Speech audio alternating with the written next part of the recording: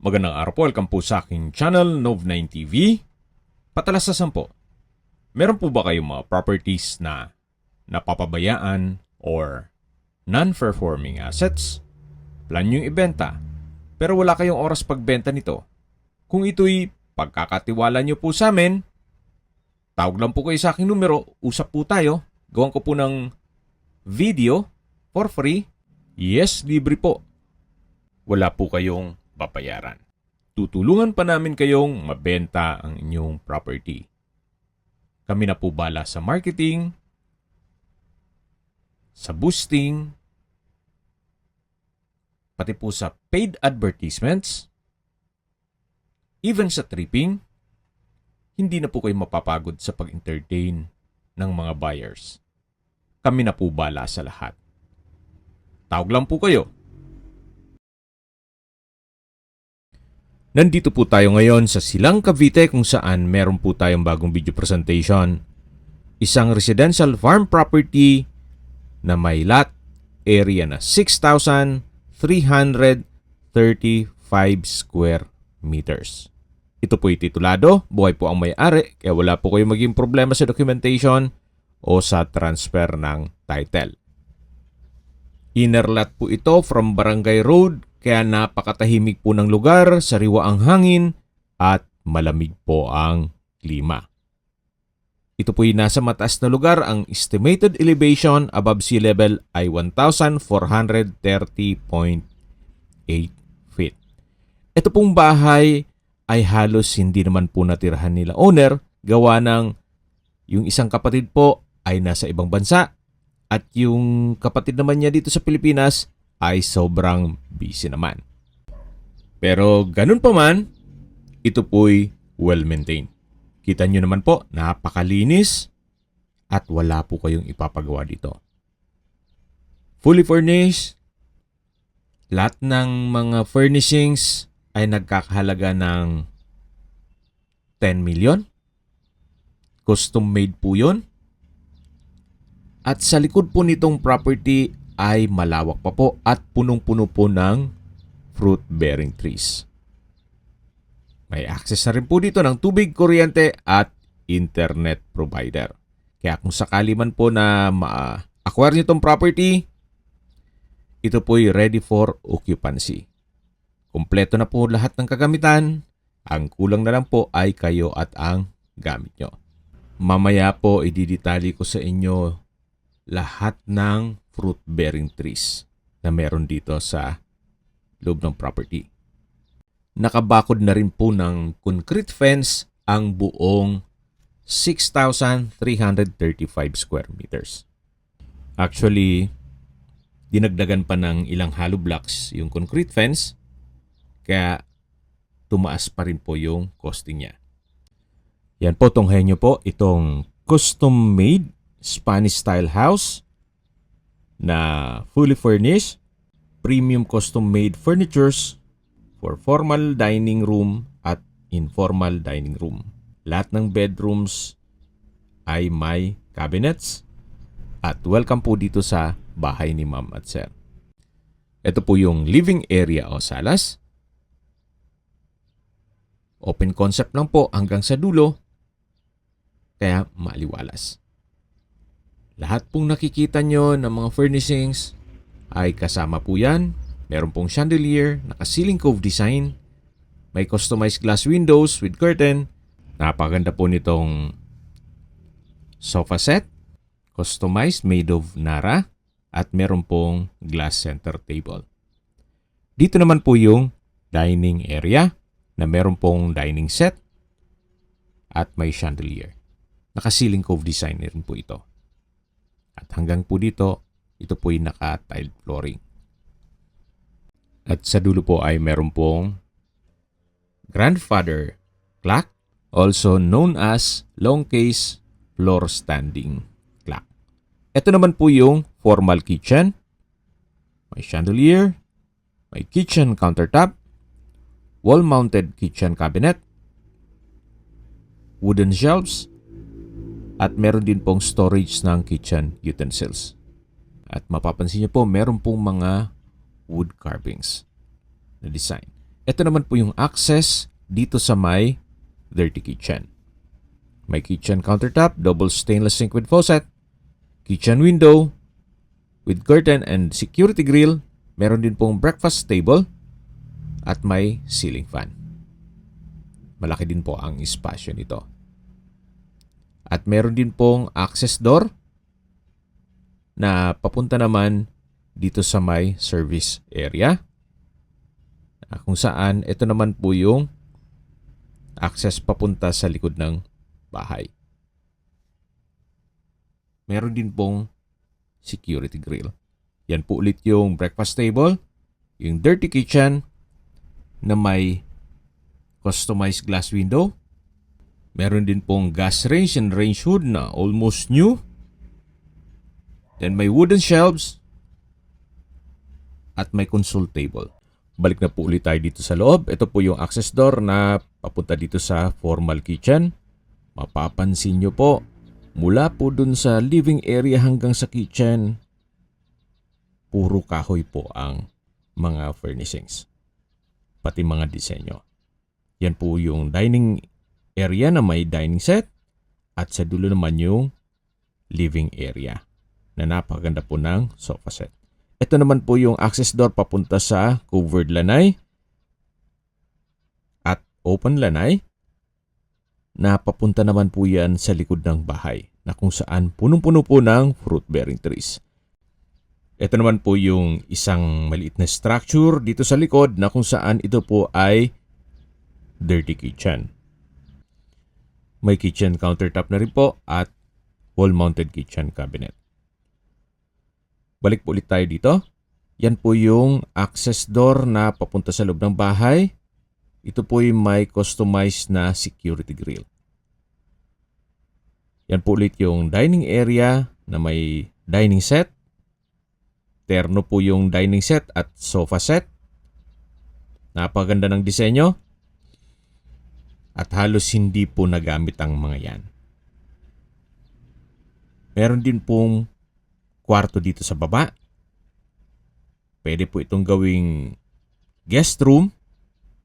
Or kung meron man po kayong PWD or senior citizen sa pamilya, itong kwarto na to ang para sa kanila. Pero sa ngayon po kasi, wala nang problema yung mga second floor, gawa ng meron na pong home elevator. Kaya maganda rin pong gawin ito na guest room or pwedeng office. Depende po sa inyo kung ano magiging purpose nyo once na ma-acquire nyo yan. Yan po ulit, tunghayan nyo yung dining area at dito naman po yung hagdan. At meron po itong understairs na toilet and bath. Hindi lang powder room, meron pong shower yan.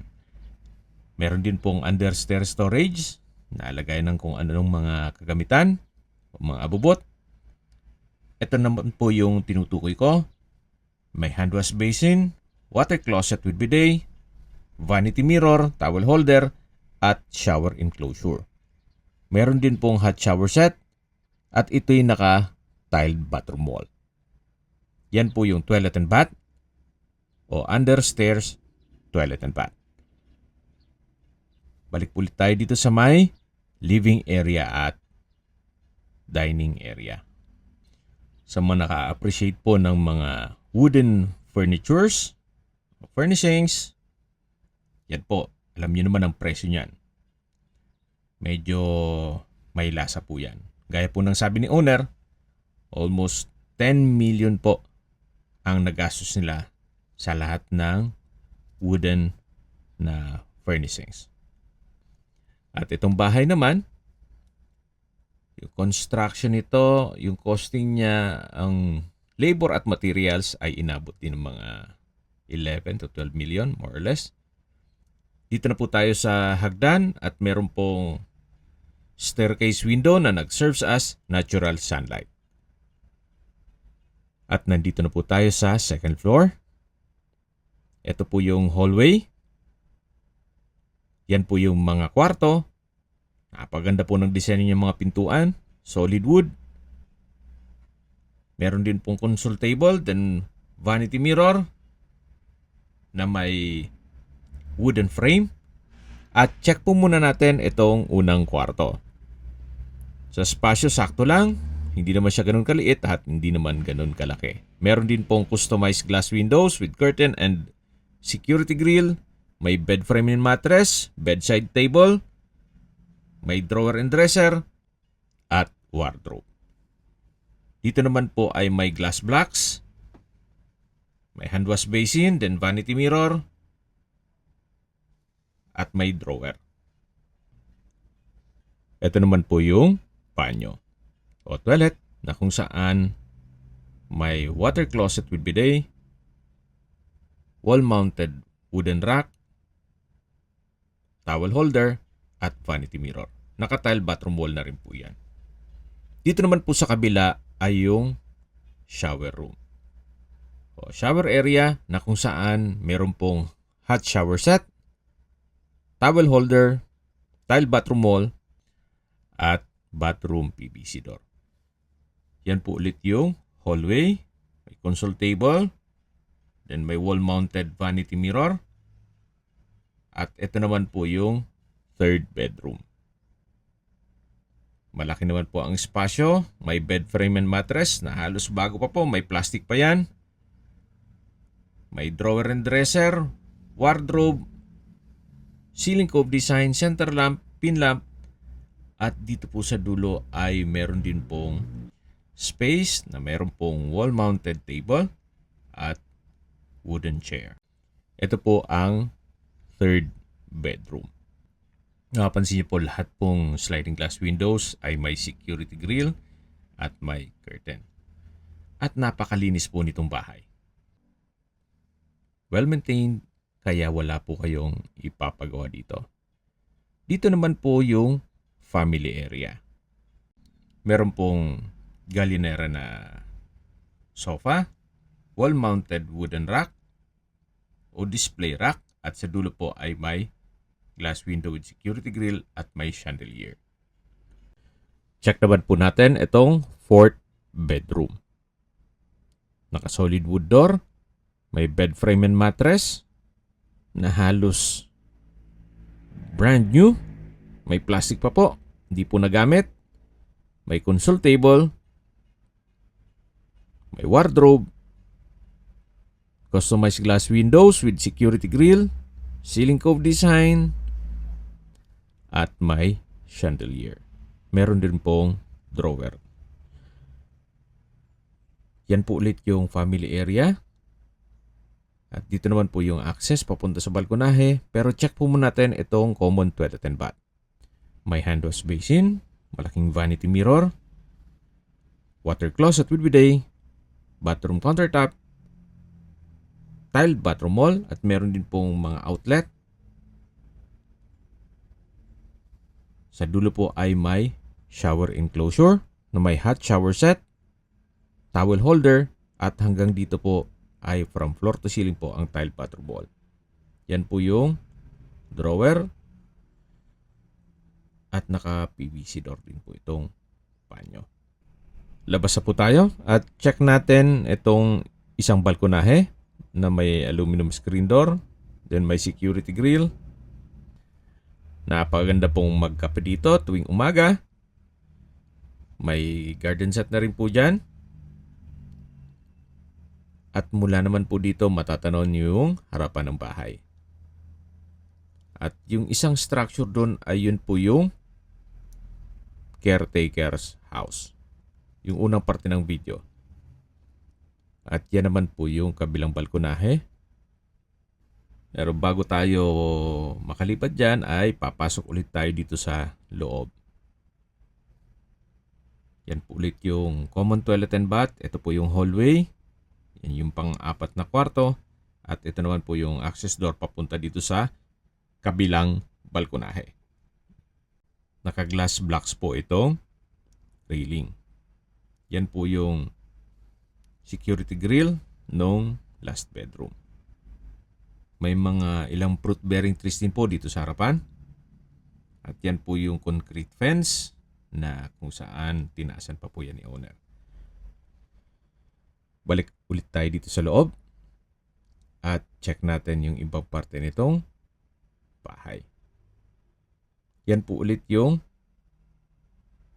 family area. Yan yung common toilet and bath. Ito yung 4th bedroom. Then yung 3rd bedroom. Yung 2nd bedroom. At ito naman po yung hagdan na meron pong staircase window na nag-serve sa as natural sunlight at meron din pong carved wooden console table with matching mirror. At bababa na po tayo. Matatanaw naman natin yung dining area na may dining set at yung living area. Napakaganda po, napakaliwalas. Habang papunta po tayo sa likod ng bahay, pag-usapan natin ang distance, location at travel time. Mula po sa bayan ng Silang, ang distance is 6.2 kilometers at ang travel time is 18 minutes. Kumpleto na po doon gaya ng public market, groceries, convenience store, remittance center, banks, schools, church at hospital. Yan po yung lagi kong binabanggit sa inyo na dapat nyo i-consider sa paghanap ng property ay meron pong malapit na hospital. Hindi ko naman po sinasabing sakitin kayo. Yan naman po for emergency purpose lang naman. At mula naman po sa highway na Tagaytay Santa Rosa Road, ang distance is 4.2 kilometers at ang travel time is 11 minutes. Mula naman po sa Tagaytay Flower Market, ang distance is 6.1 kilometers at ang travel time is 14 minutes. Mula naman po sa Tagaytay Rotonda, ang distance is 8.9 kilometers at ang travel time is 21 minutes kasama ng traffic. At mula naman po sa Manila o sa airport, ang distance is 48.7 kilometers at ang travel time is 1 hour and 15 minutes. Okay, dito na po tayo sa likod ng bahay at detalye ko lang sa inyo ang mga fruit-bearing trees dito.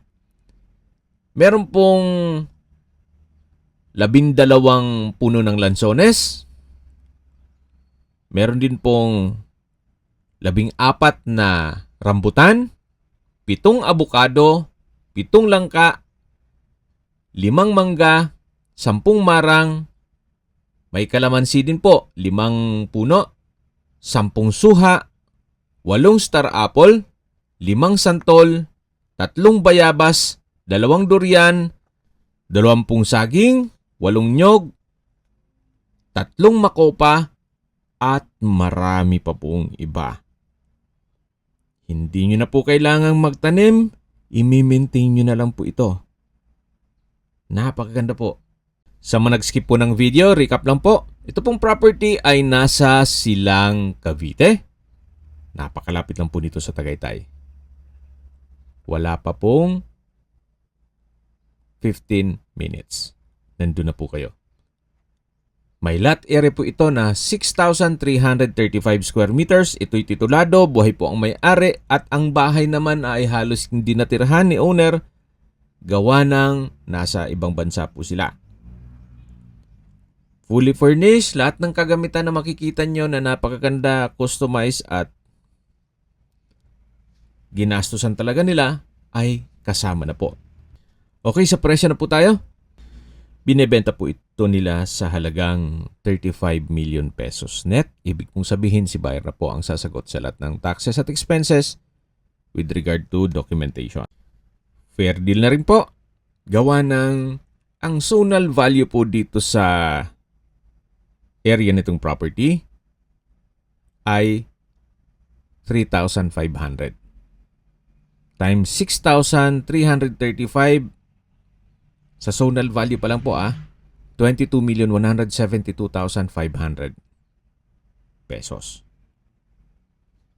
So kung isasama nyo pa yung presyo ng bahay at furnishings na almost 20 million more or less.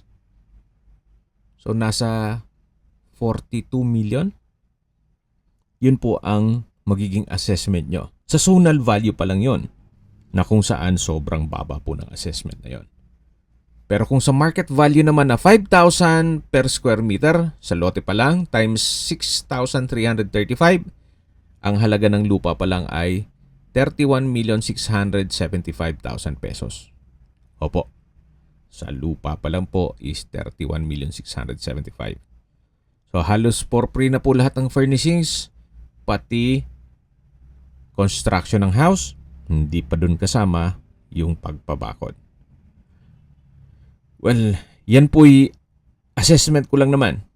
Depende pa rin yan po sa inyo kung anong magiging kalkulasyon nyo dun sa mga figures na sinabi ko. Ito po yung caretaker's house na may 2 covered car garage. Naka-tile flooring na rin po yan. At ito naman po yung bahay nila. Meron pong double deck. Then sa dulo ay may banyo. At dito naman po sa labas ay meron pa pong spasyo. Malaki pa po yan. Then may ilan ding mga fruit-bearing trees.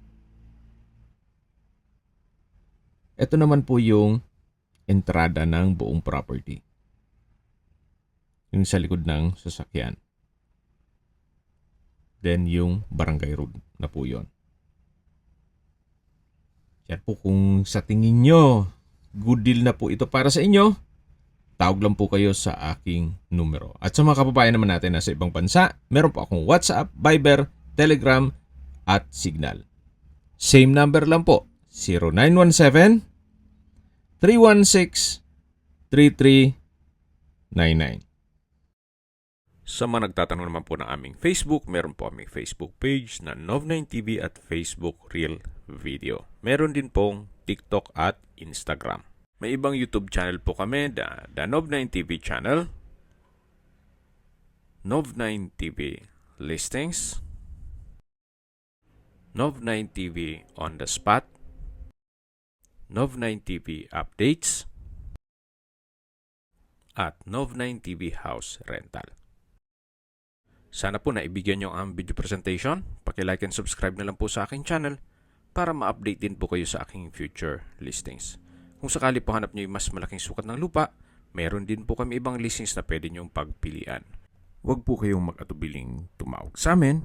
Then, let us know your budget para malaman namin kung anong property pwede naming ilog sa inyo. Sa lahat pong viewers, subscriber at nagtiwala po sa amin, salamat po sa suporta. Ingat po kayo lagi at yung pamilya. Maraming salamat po.